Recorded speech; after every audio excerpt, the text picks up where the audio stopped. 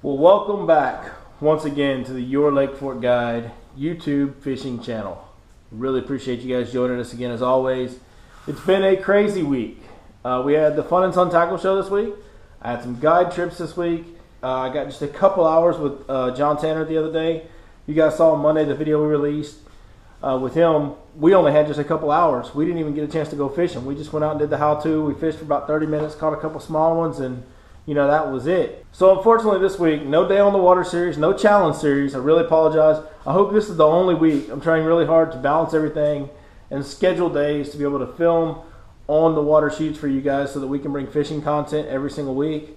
This week, unfortunately, hopefully this will be the only week, but this week we have no fishing content for you as far as on the water footage.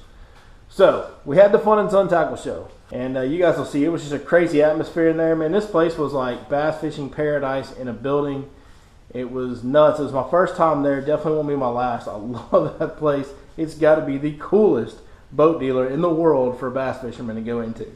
And so for this week, what would normally be our Day on the Water challenge series, we're going to take you for a day at the Fun and Sun Show. I'm going to kind of show you guys what was going on there, show you some of the cool sights and sounds, and also let you get a couple quick interviews with Aaron Martens and Kelly Jordan. So we really appreciate you guys watching as always. If you like this format, please let me know. If you want to see some more stuff like this, let me know in the comments below. Subscribe to the channel, hit that thumbs up for me.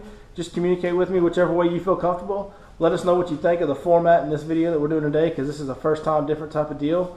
And we really appreciate you guys watching the Your Lake Fork Guide YouTube fishing channel.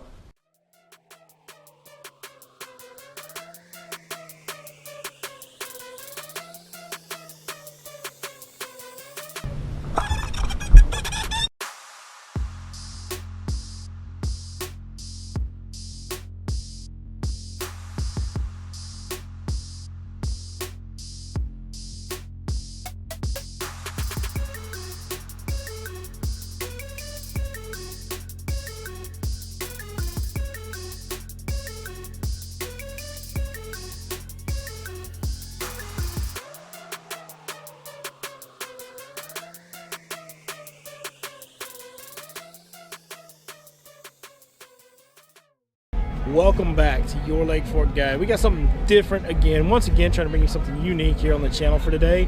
Today, you guys are probably wondering what I'm doing in a parking lot, just standing here talking in a parking lot for no reason. Look at all these cars. Today, we're at Fun and Sun. Fun and Sun is having their annual Tackle Expo, Bass Fishing Expo. Got a ton of awesome boat brands in here for you to check out. Got Phoenix boats, Skeeter boats, all kinds of pros. Todd Faircloth's here, Aaron Martens is here, Alton Jones is here, just more. And there's just tons of guys in there. It's just an awesome little show they do every winter. So I thought I'd take you guys inside, let you see what goes on in case you might want to come check it out next year. So we're going to check it out, show you guys what's going on. Right over here, look at it. Of course, we're in Texas, so what do we got? We got barbecue. Everybody's eating barbecue. And funnel cakes and corn dogs. It's like the Bass Fishing Texas State Fair. I'm telling you, you guys are going to like this. Won't be able to talk to you much in here. It's pretty loud. There's a band going on in here right now, so probably won't be able to hear me much when I speak to you. But what we'll do is we'll find a quiet place to talk to you a little bit about what's going on, and we'll give you clips of everything that's going on inside. So y'all come on, let's go check it out.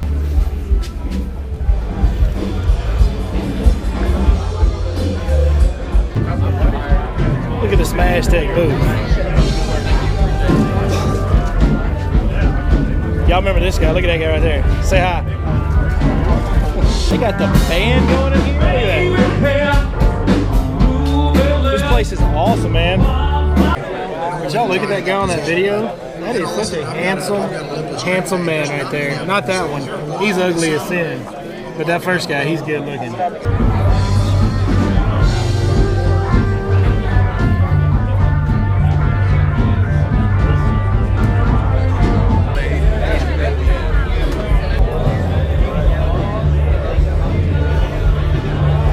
Look who I found. What's up, man? There it is. That's what I'm talking about. Y'all rocking and rolling today? Rolling and rocking. 3 hours left in day 2. That's right. We're about beat up. About beat up. One more day though, right? One more day. Hey, we don't 10 to want 5. We don't quit. I won't be here tomorrow because I'm going fishing. I won't be here tomorrow. My sister's making me go to a baby shower. I'm winning in life versus Kevin right now. All right, so this is a boat dealer. This is just a boat dealer. But look at this tackle shop that they have. This is insane. Look at this. That's pretty darn cool to have in a boat dealership. Just a big old giant tackle store. I think they used to do a promo where you got like X amount of dollars free tackle when you bought a new boat. They might still do it. I don't know. This is my first time here, but this is a sweet place on your Lake Fork Guide channel. And guess who I found? This guy used to be a Lake Fork guy. Now he's a all-world guy. This is a legend right here, Lake Fork legend, Kelly Jordan. Nice to meet you. How you doing? Oh, great to meet you. It's great. Lake Fork is dear to my heart. Home lake forever.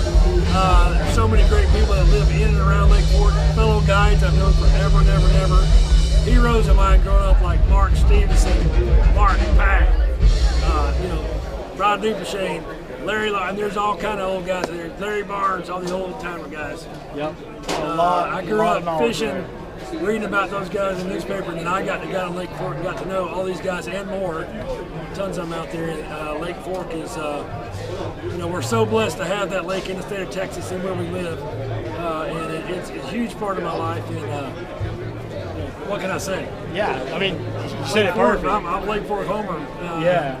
Love it. It's a special place. Yes, it is. Anybody that ever goes there, the minute you get out of the truck, you can just feel it. It's a really special place. So, and Kelly, you don't know much about our channel, what we do here, but we're just really passionate about bass fishing and sharing knowledge, and just the love of the sport. So it's kind of what I wanted to talk to you about today.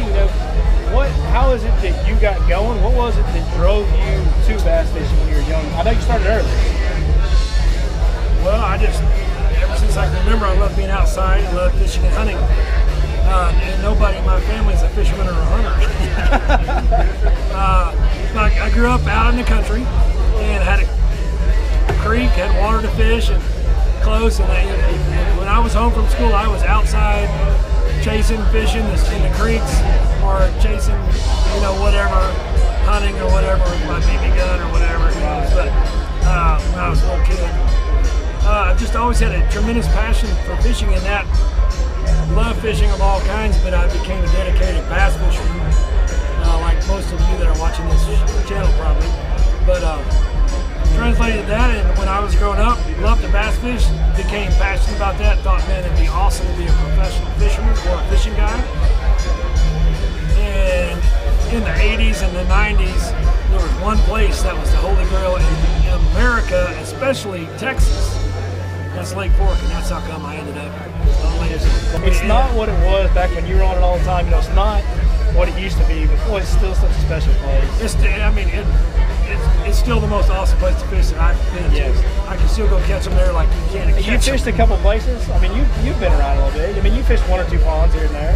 Yes, I have fished coast to coast, north to south, east, west, and all in between.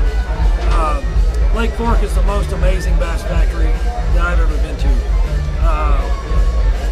Especially, big fish is what has it. There's lakes like Falcon, that's the closest it's ever been, but still on Falcon, what it took to win and set all the records, when Lake Fork was in its prime, I could have beat that hands down. A bunch of guys. The recent TTBC up there when they came back, Keith Combs knocked it out. I mean, that's huge numbers. For 3 days? He had 100 pounds. 110, I think he had 110 on 3 days. That was what, and see, that was, even back in the heyday like that, you could have done that a bunch of times over and beat that even. Just saying that there's no way to really benchmark it like that, but it is what it is. Lake Fork is unbelievable. Every time you go fishing on Lake Fork, every cast could be that fish. That's what keeps us going. And that's where I fished. That was my passion to fish. My first tournament I ever fished in my life was a Northeast Texas Angler's Choice team tournament on Lake Fork in 1991, I believe. Yeah. So you're telling your age now. You're telling either 91 or 93. And I won that tournament. Thank you very much. Really? You won the first tournament you ever fished? Yeah, it was on Lake Fork. Caught it over. Which used to be 21 inches. But that's what's even more awesome. My first tournament I ever fished was on Lake Fork, and I won. Wow. And that is incredible. That's team tournament, Northeast Texas. And Sign of things to everybody, come. like, I didn't know anybody really. Yeah. And I remember never forget everybody looking like, who are these kids? Yeah. And I was 21, I think, or 20. Anyway, fast as I could, I figured out I wanted to be a pro fisherman, and I became a guide at Lake Fork. And I was a guide there for a lot of years. And Lake Fork helped me in my success as a pro angler, simply because how dynamic Lake Fork is and how many different ways you can catch them on Lake Fork. How many big fish you can catch on Lake Fork.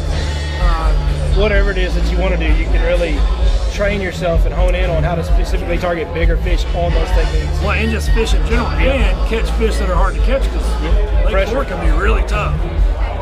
And then if you figure them out, you start catching them, you understand what you did, and it helps you become a better angler. Because, you know, it's like fish against the best is how you make yourself better. Lake Fork can be tougher than nails.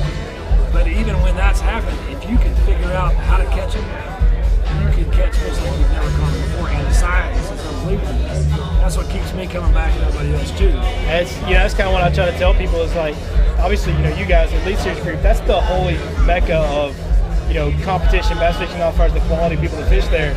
But that group of guys on Lake Fork that go out and fish that lake and try to have to put people on them every day, boy, that makes you really good. And there's a lot of guys out there that are extremely talented fishermen. Yeah, and Lake Fork has also been like guys like Joe Spates. We got the big Joe Spoon. I mean, there has been a lot of baits that have been refined or came out of Lake Fork. Believe it or not, the Cinco started on Lake Fork. Believe it or not, that's where it started. And I can tell you that's a whole different story, but I'll tell you that story. It is the son of the Lake Fork tackle ring fry. How we fished it. The Cinco was supposed to be a Carolina rig bait, French fry kind of deal. When Gary Yamamoto made it, the Lake Fork tackle ring fry was the same thing. Yes. But since we knew what a wacky worm is in Texas, we must start throwing the ring fry weightless with the 4-aught hook and big line and catching those big fish. It still works. We throw that wacky rig ring fry on this channel a lot. And then the Texas rig too. And then, so a couple of the guys on Lake Fork who were sponsored by Gary Yamamoto, Stan Garzini being the main one, he did that with his Yamamoto business. And I'll get the Cinco and do that. And the rest is history. That all started at Lake Fork as well. A lot of people don't know that, but that's wow. The Cinco, I've been around the lake for a pretty long time, but not near as long as guys like you. The Cinco started on Lake Fork, Texas. First time I've heard that story. That's incredible. And that's a whole different story. But that's all because of the ring fry. So it's just crazy. You get that many talented anglers in one place because we all know our Lake Fork guides are the best guides on the planet. Sorry, Homer, but it's true. It's true. You're going to Toledo Bend. That's a great lake too, or Sam Rayburn. But Lake Fork, there's some salty hammers out there. You have to catch fish on that lake every day as tough as it can be. And they're all friends of mine. An incredibly talented group of anglers. That's what makes it great if you want to go fishing on Lake Fork. There's such a big pool of extremely talented anglers that can make you a better fisherman just by spending a day in the boat with them and refine techniques or whatever. Because Lake Fork is like going to a really, really tough golf course where you got to be on your game to catch them. That's what makes it so good. It's a great breeding grounds. And like I said, there's just something about it. And Lake Fork is awesome. The reason I am a pro angler today and been successful is because of Lake Fork and my experience at Lake Fork. I've been able to use those techniques in confidence across this whole country to win tournaments all over. So have great success. Very fortunate to have the career I have. And I'll never forget that I started on Lake Fork, and that is my home. Kelly, thank you so much, man. Thank you. Sitting here with one of my heroes. Thank you, dude. That's awesome, man. This is great. This guy's awesome. I want to thank anything that you want to say to any of the, you know, we got a lot of these youth anglers now, all this high school fishing. We got a lot of them around Lake Fork. That community is so big into it. Any advice, just a couple of little quick tips you might want to give some of these young anglers that may want to carry on and be the next Kelly Jones? Yeah, fish hard. Go to school. Stay in school. But when you fish hard, fish well. You get lots of friends that like to fish. Enjoy your time on the water. Be passionate about it. Be strong with it. Develop your techniques.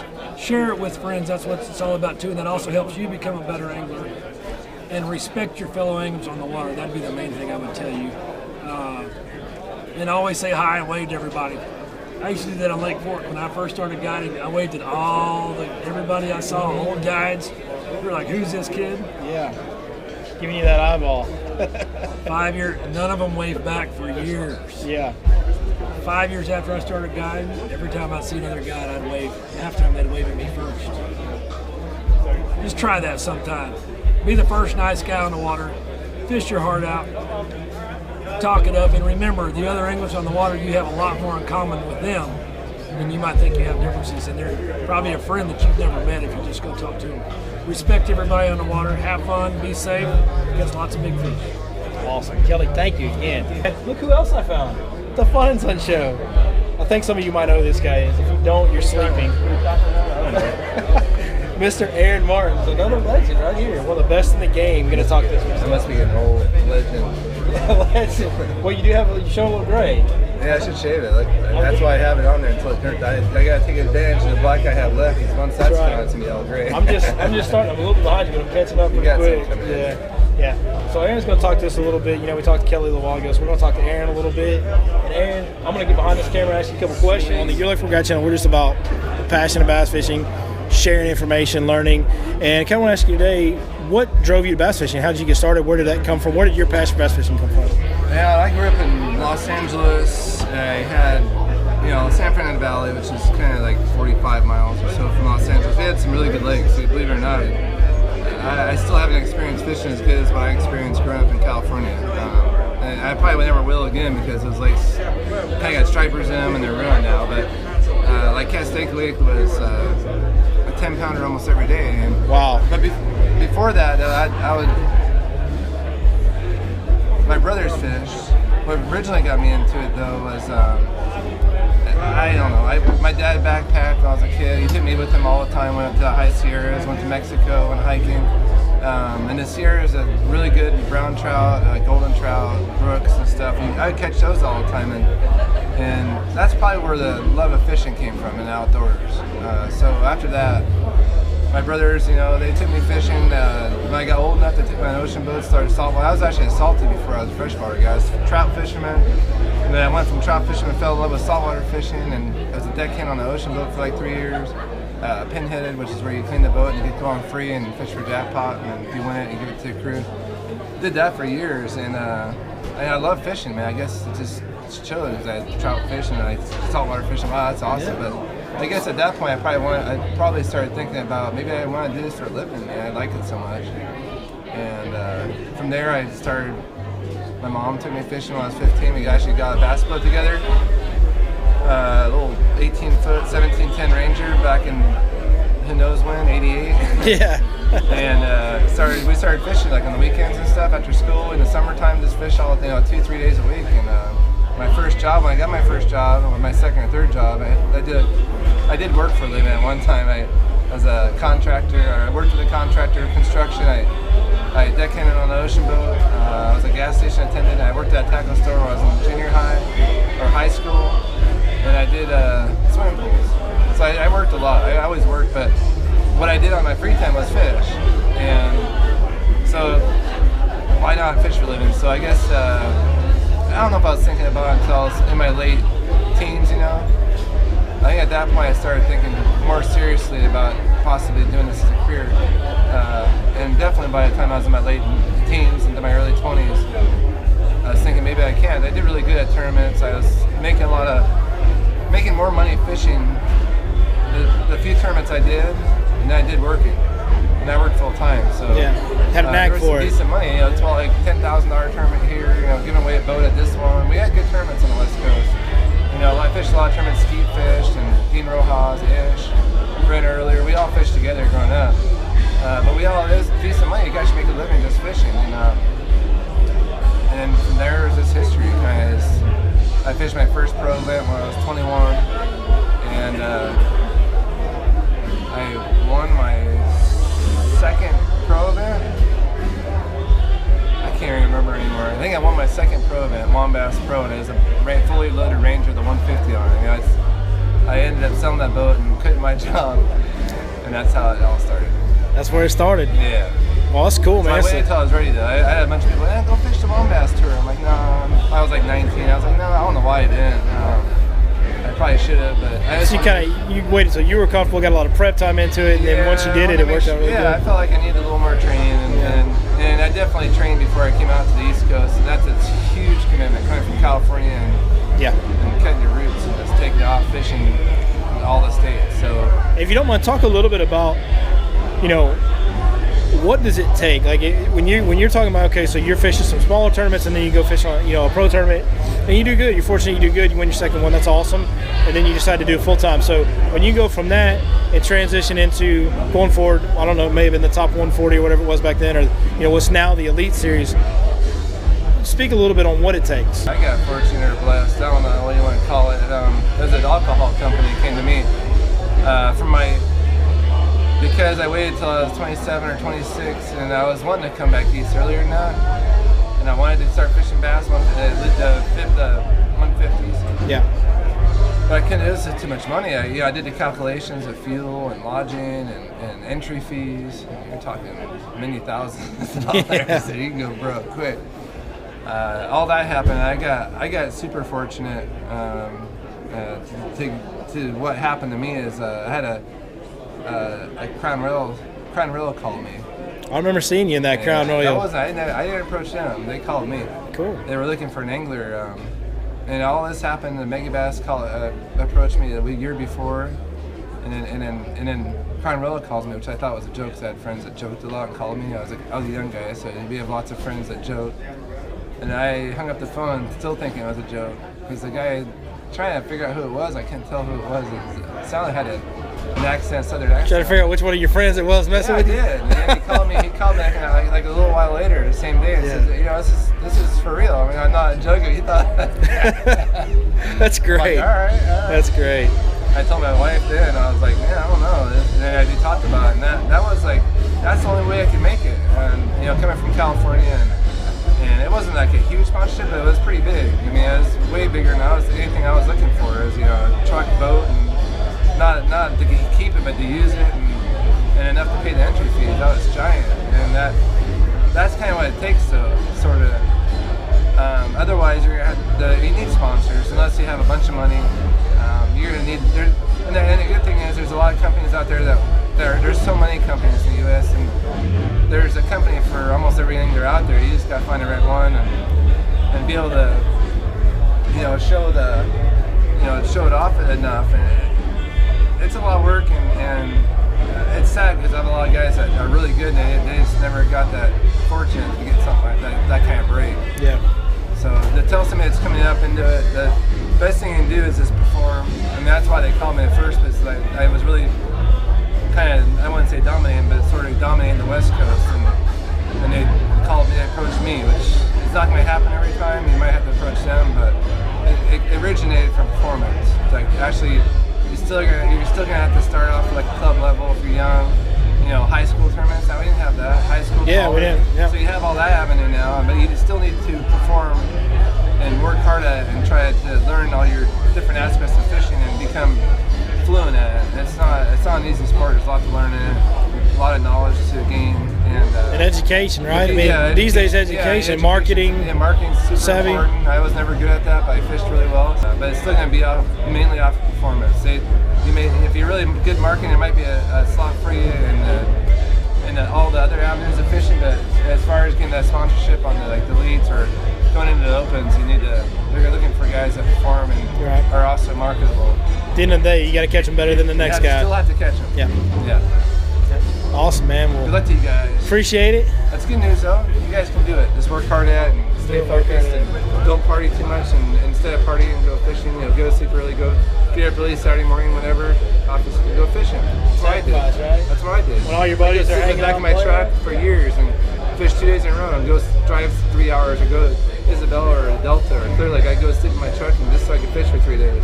To save money. That's what you gotta do. That's it. That's how I started. Horse's mouth right there. That's the man. He knows it.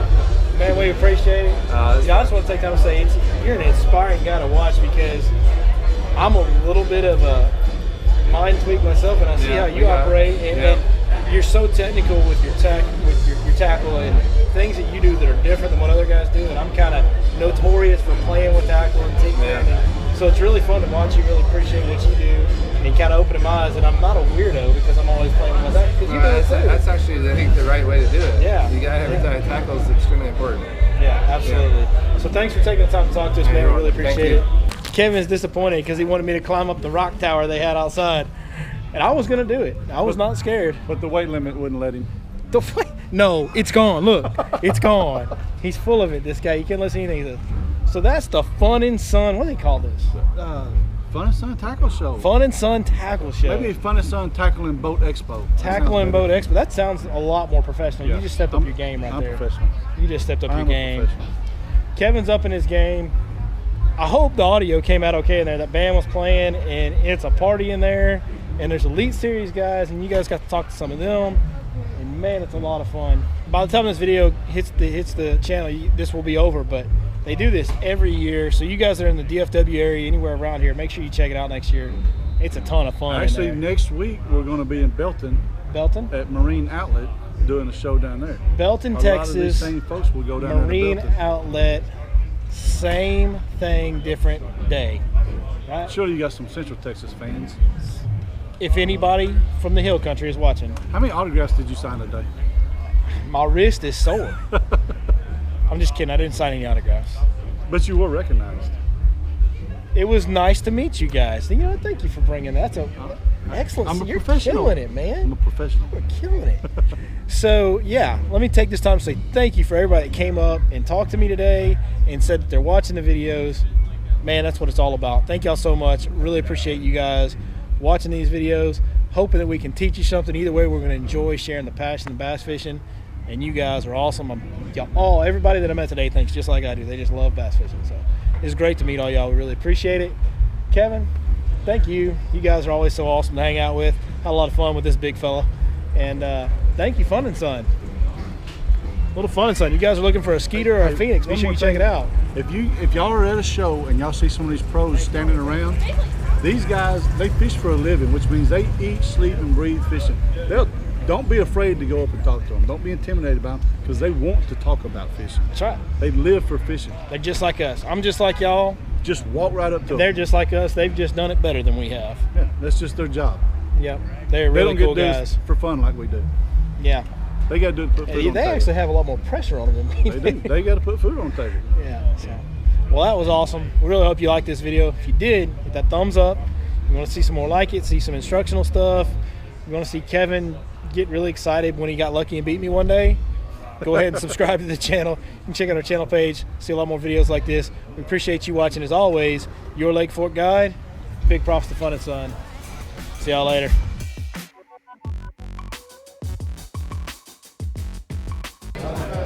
Look at that thing. What is that? Big worm, man. That's insane, bro. Thanks. Look at that guy on that video. That is such a handsome man right there. Not that one. He's ugly as sin. But that first guy, he's good looking.